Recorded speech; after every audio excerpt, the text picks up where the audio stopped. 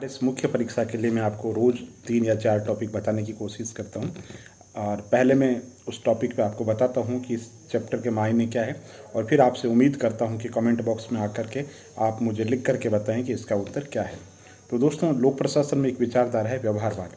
व्यवहारवाद विचारधारा को आप यूँ समझो कि पुरानी जो विचारधाराएँ हैं वो वाद है ना, शास्त्रीय विचारधारा है। दूसरी जो अन्य जो प्राचीन विचारधारा वाद है, तो संवाद के रूप में, है ना, वाद, प्रतिवाद और संवाद। तो व्यवहारवाद जो था, है ना, वो किस रूप के अंदर आया? प्रतिवाद के रूप में आया। उत्तर व्यवहारवाद वो संवाद के रूप में आया। अब संक्षेप में अगर बताऊं तो आपको 1930 के आसपास के अंदर लोक प्रशासन के अंदर मानव व्यवहार की जो विचारधारा है उसका उद्गम हुआ, और ये इस बात पे जोर देता है कि मानव व्यवहार का अध्ययन होना चाहिए, और मानव व्यवहार का वैज्ञानिक तरीके से अध्ययन होना चाहिए, क्रमबद्ध तरीके से अध्ययन होना चाहिए।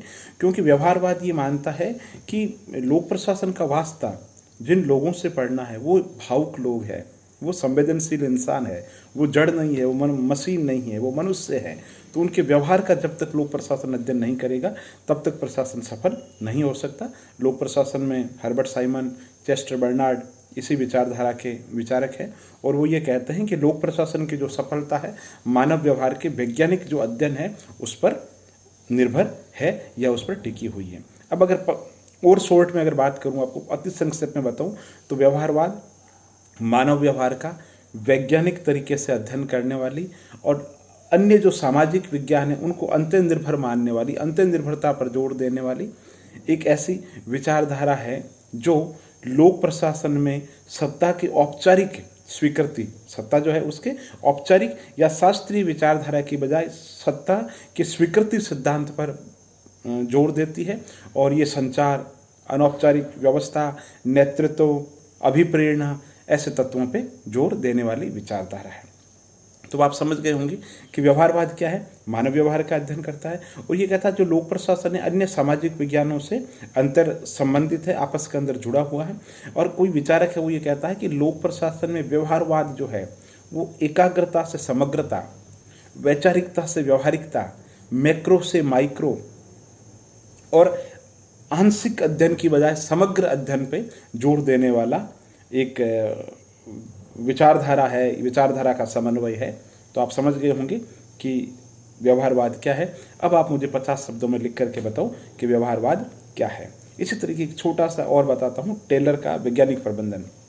जैसे मैं आपको पहले भी कह चुका हूँ कि टेलर शास्त्रीय जो विचारक है उसी दृष्टि से विचारक है, थोड़े से विचार नए हैं। वो मनुष्य की आर्थिक इकाई मानते हैं, और वो कहते हैं कि संगठन के अंदर अगर आप ज़्यादा पेमेंट दोगे तो ज़्यादा काम करेगा। इसीलिए टेलर बोनस की बात करते हैं कि जो ज़्यादा आदमी काम कर रहा है उसको ज़्यादा पेमेंट दिया जाए। और इसके अलावा वो आदेश की एकता के विरोधी है। वो कहते हैं किसी भी संगठन के अंदर आदेश की एकता नहीं होने की बजाय आदेश की बहुलता होनी चाहिए ना। इसलिए वो गैंग बॉस, स्पीड बॉस, 4 तरीके के नीचे नियंत्रण, 4 तरीके के ऊपर के नियंत्रण की बात करते हैं। अब आपको संक्षेप के अंदर बताऊं तो टेलर का जो वैज्ञानिक प्रबंधन है, भाषा की दृष्टि से याद करने के हिसाब से टेलर का जो वैज्ञानिक दर्शन है, वैज्ञानिक प्रबंधन है, प्रबंधन में वैज्ञानिक तरीकों को लाने की वकालत करता है। ये कहता है कार्य की जो विधियां है उनका स्टैंडर्डाइजेशन कर दो, उसका मानकीकरण कर दो, स्टैंडर्ड जो लेवल है वो बना दो, कार्य विधियों का मानकीकरण कर दो, कार्य का मापन कर दो, पूर्व नियोजन व्यवस्था कर दो, नियोजित जो विभाग है प्लानिंग डिपार्टमेंट बना दो जिसपे कौन क्या करेगा।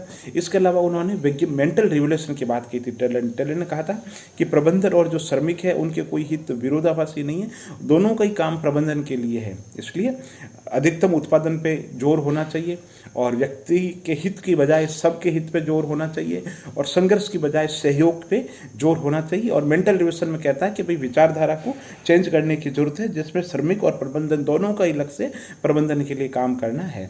तो ये टेलर की विचारधारा है। इसको भी आप मुझे 50 शब्दों में लिख करके बताओ। और दोस्तों, जब मैं आपको बताता हूँ तो है ना, हो सकता है 1-2 पॉइंट कोई छूट जाए। तो अभी चूंकि आप नए कैंडिडेट हो तो मैं आपको कोर पॉइंट बताने की कोशिश करता हूं। जैसे मान लो मैंने व्यवहारवाद बताया तो हो सकता है कोई 1-2 पॉइंट छूट सकता है, लेकिन मेरी कोशिश है, चूंकि आप नए कैंडिडेट है इसलिए मेन पॉइंट, मेन थीम समझो, बाकी तैयारी हम बाद में कर लेंगे। अगर वीडियो अच्छा लगा तो आप इसको लाइक कर सकते हैं, और चैनल पे नए हैं तो चैनल को सब्सक्राइब कर सकते हैं।